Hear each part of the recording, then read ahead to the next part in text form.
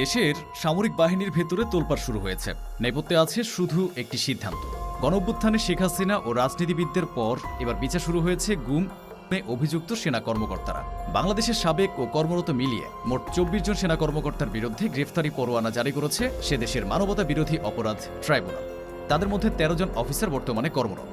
সাবেক ও কর্মরত এই অফিসারদের পরিণতি কি হবে তা নিয়ে তুমুল জল্পনা শুরু হয়েছে বাহিনীর মধ্যে।